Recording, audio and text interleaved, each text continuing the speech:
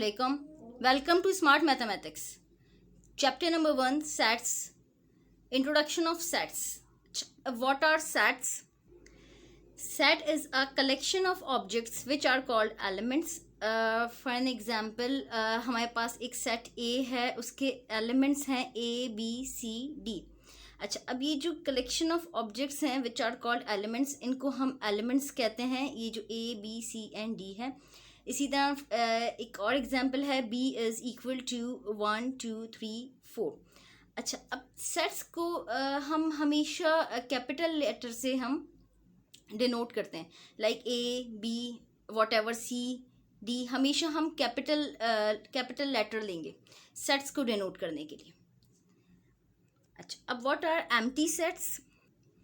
A set with no elements is called the null set और empty set. अगर for an example हमारे पास कोई set है, उसमें हमारे पास कोई भी एलिमेंट्स नहीं है, तो वो एम्प्टी सेट कहलाएगा या नल सेट कहलाएगा. For an example, x such that x is greater than 6 and x is less than 7. अच्छा, अब अगर हम x लेस देन 7 है तो वो 6 होना चाहिए. x इज़ ग्रेटर देन 6 यानी 7 एम्प्टी हो गया ये, क्योंकि 6 और 7 के इन बिटवीन तो कोई नंबर ही नहीं होता. हाँ, अगर इस तरीके से लिखा हुआ होता कि x इज़ ग्रेटर देन 5 यानी ग्रेटर देन 5 का मतलब है 6, 7 कुछ भी हो सकता है, और लेस देन 7 का मतलब 6. डेट मीन्स कि x is greater than 5 and less than 7, 6. तो ये एम्प्टी सेट नहीं होता, ये एम्प्टी सेट है. अच्छा, अब फाइनाइट सेट्स क्या होते हैं? A set consist of specific और finite numbers of elements is called finite sets. For an example, A is equal to 1, 2, 3, 4 और B is equal to A, B, C, यानी कि यहाँ पे हमारे पास स्पेसिफिक नंबर्स हैं, हमें फाइनाइट नंबर्स हैं. लाइक हमें पता है यहाँ पे 4 नंबर्स हैं या यहाँ पे 3 नंबर्स हैं, तो ये फाइनाइट सेट कहलाता है. और इनफिनिट सेट क्या होता है?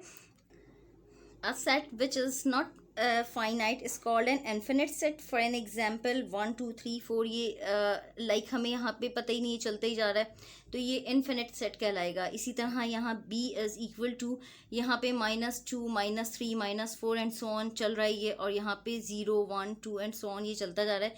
ये सब इनफिनिट सेट कहलाएंगे, ये फाइनाइट सेट कहलाएंगे. लाइक यहाँ पे स्पेसिफिक नंबर्स हैं 1, 2, 3, 4 या ABC, ये सब फाइनाइट सेट्स कहलाते हैं. अच्छा, अब what are equal sets? Two sets are said to be equal if and only if they have same elements. अगर कोई दो सेट्स ले रहे हैं, उनके एलिमेंट्स सेम हैं, तो डेट मीन्स कि वो इक्वल सेट्स हैं. लाइक फॉर एन एग्जांपल, हमारे पास एक सेट A है, उसके एलिमेंट्स हैं 1, 2, 3 एंड 4. इसी तरह सेट B के एलिमेंट्स हैं 1, 2, 3 एंड 4 और C के एलिमेंट्स हैं 1, 4 एंड 5. अच्छा, अब यहाँ पे A is equal to B, A not equals to C या B not equals to C. ये A और B इक्वल सेट्स हैं. अच्छा, अब इक्विवेलेंट सेट्स क्या होते हैं? Two sets are equivalent if they have the same number of elements. For an example, अगर हमारे पास एक सेट A है और उसमें एलिमेंट्स हैं A, B एंड C, और एक सेट B है, उसके एलिमेंट्स हैं 1, 3, 5. A में भी हमारे पास 3 एलिमेंट्स हैं और B में भी, यानी कि नंबर ऑफ एलिमेंट्स सेम है, तो A is equivalent to B. अच्छा, अब what are subsets? Set A is a subset of set B if every element of set A is also an element of set B. यानी set A जो है वो subset होगा set B का अगर set A के तमाम elements जो हैं वो सेट B में भी होंगे, तो हम कहेंगे कि set A is a subset of set B. अच्छा, उसके अलावा जितने भी हम सबसेट्स बनाते हैं उसमें एक नल सेट होता है, और एक जो सेट होता है वो every set is a subset of itself. Like कोई सेट है 1, 2, 3, 4, उसका एक सेट तो एक सबसेट नल होगा और एक जो है वो 1, 2, 3, 4 होगा, और उसके अलावा और बाकी पेयरिंग में सबसेट्स बनेंगे उसके. अच्छा, अब सबसेट्स दो तरह के होते हैं, एक प्रॉपर सबसेट्स होते हैं, एक इम्प्रॉपर सबसेट्स होते हैं. अच्छा, प्रॉपर सबसेट्स क्या होते हैं? Set A is a proper subset of set B if every element of A is also an element of B, but B has at least one element which is not a member of A. For an example, अगर हमारे पास set ए है, उसके elements हैं 1 2 and 3, और set B है, उसके elements हैं 1 2 3 and 4. यहाँ पे कह रहे हैं set A is a proper subset of B if every element of A is also an element of B. यानी कि ए के जितने भी एलिमेंट्स हैं वो बी के भी एलिमेंट्स होंगे, but B has at least one element which is not a member of A.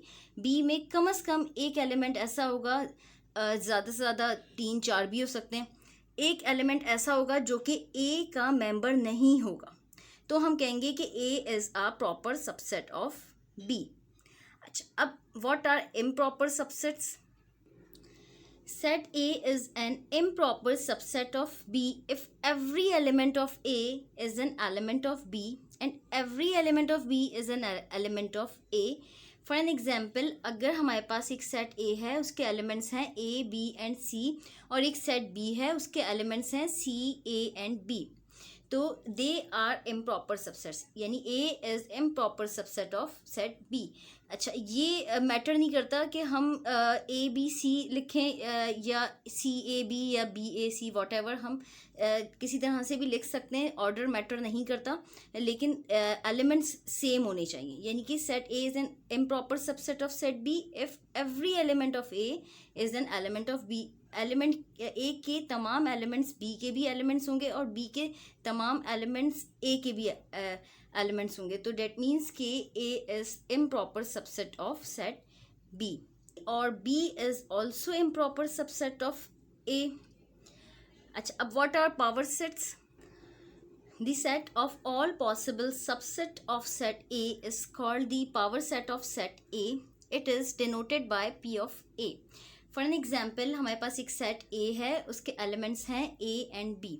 अच्छा, अब नंबर ऑफ पॉसिबल सबसेट्स हम किस तरीके से फाइंड आउट करेंगे? Number of subsets is equal to 2 raised to the power n. और n क्या है? n is the number of elements, यानी कि फॉर एन एग्जाम्पल, ये सेट ए है, इसमें कितने नंबर ऑफ एलिमेंट्स हैं? इसमें 2 एलिमेंट्स हैं, तो 2 raised to the power 2. 2 raised to the power 2 का मतलब है 2 multiply by 2 which is equal to 4. That means के नंबर ऑफ पॉसिबल सबसेट्स इस सेट ए में कितने होंगे? 4 होंगे. एक तो एम्प्टी सेट होगा और एक जो सेट होता है वो खुद होता है ए और बी इटसेल्फ, और बाकी जो सबसेट्स होंगे लाइक एक ए होगा, एक बी होगा, यानी कि 4 पॉसिबल इसमें सबसेट्स हैं. ये पावर सेट है. अच्छा, अब what are union of sets? Union of sets, union of two sets A and B is a set whose elements belongs to A or to B or to both A and B. यानी कि for an example, अगर हमारे पास कोई set A है, उसके elements हैं 1 3 and 5, और set B के एलिमेंट्स हैं 2 3 एंड 6. इनका हम अगर यूनियन निकालेंगे, A यूनियन B अगर हम फाइंड आउट करेंगे, तो हम किस तरीके से फाइंड आउट करेंगे? हम तमाम एलिमेंट्स लिखेंगे जो कि ए में भी मौजूद हैं और जो बी में भी मौजूद हैं, यानी कि हुज एलिमेंट्स बिलोंग्स टू ए, या तो ए में होंगे या बी में होंगे या फिर दोनों में होंगे. उनको हम वंस लिखेंगे, यानी कि वंस अ टाइम हम लिखेंगे. लाइक यहाँ पे 3 ए और बी दोनों में है, तो हम 3 को 2 टाइम्स नहीं लिखेंगे, 1 टाइम लिखेंगे. 1 2 3 5 and 6. A union B is equal to 1 2 3 5 and 6. अच्छा, अब इंटरसेक्शन ऑफ सेट्स क्या होता है? Intersection of two sets, intersection of any two sets A and B is a set consist of all the elements common to set A and B. For an example, हमारे पास एक set A है, उसके elements हैं A B and C, और एक set B है, उसके elements हैं A D एंड F. तो इंटरसेक्शन क्या होगा? A intersection B, intersection of any two sets A and B is a set consist of all the elements common to set A and B. A और B में हमारे पास common क्या है? A common है, तो that means कि A intersection B क्या होगा? A. अच्छा, अब difference of two sets. What are difference of two sets? Difference of two sets. If set A and B are any two sets, then the difference A minus B is the set of all the elements of set A which are not in set B. For an example, A is equal to 1, 2, 3 and 4. B is equal to 3, 4, 5 and 6. अच्छा, अब हम A minus B किस तरीके से निकालेंगे, यानी कि difference किस तरीके से निकालेंगे A माइनस B. अब हमारे पास दो सेट्स हैं A और B, इनका डिफरेंस क्या होगा, is the set of all the elements of set A which are not in set B, यानी कि वो सेट A के वो एलिमेंट्स जो कि सेट B के नहीं हैं. फॉर एन एग्जाम्पल 1 B में नहीं है, तो डेट मीन्स कि डिफरेंस A माइनस B में क्या होगा 1, और 2 B में भी नहीं है. 3 and 4 B में मौजूद है, तो डेट मीन्स 3 and 4 नहीं होगा. इसी तरह अगर हम B minus A find out करें तो सेट B के हम एलिमेंट्स को देखेंगे, सेट B के वो एलिमेंट्स जो कि A में मौजूद ना हो. For an example 3 and 4 A में भी मौजूद है, तो हम ये नहीं लिखेंगे. 5 and 6 ये A में मौजूद नहीं है, तो B माइनस A हमारे पास होगा 5 and 6. अच्छा, अब डिफरेंस दो तरह के होते हैं, एक तो डिफरेंस ऑफ टू सेट्स है और एक सिमेट्रिक डिफरेंस होता है. Symmetric difference. If A and B are any two sets, then the symmetric difference of set A and B denoted by A delta B is the set containing those elements which are either in A or in B but not in both A and B. For an example, एक set A है हमारे पास 1, 2, 3 and 4 और एक set B है हमारे पास 3, 4, 5 and 6. अब हम symmetric differences का किस तरीके से निकालेंगे, हम यहाँ पे is the symmetric difference of set A and B denoted by A delta B is the set containing those elements which are either in A, या तो इसमें वो एलिमेंट्स होंगे या तो वो A में हो या वो B में हो, either in A or in B but not in both A and B, दोनों में ना हो, वो एलिमेंट्स हम लिखेंगे A delta B में, यानी कि सिमेट्रिक डिफरेंस में जो या तो A में हो या B में हो, जो दोनों में होंगे वो नहीं इंक्लूड होंगे. लाइक 1 सिर्फ A में है, 2 भी सिर्फ A में है, 1 और 2 लिखा है हमने, 3 and 4 बोथ में है तो हम ये नहीं लिखेंगे. 5 and 6 सिर्फ B में है, A में नहीं है, तो डेट मीन्स कि A delta B is equal to 1, 2, 5 and 6. अच्छा, इसको हम इस तरीके से भी फाइंड आउट करते हैं, A delta B is equal to A union B minus A intersection B, यानी हम या तो A यूनियन B निकालें फिर A इंटरसेक्शन B निकालें, फिर उन दोनों का डिफरेंस निकालेंगे तो हमारे पास यही चीज़ आएगी, A डेल्टा B यही आएगा. अच्छा, अब universal sets. What are universal sets?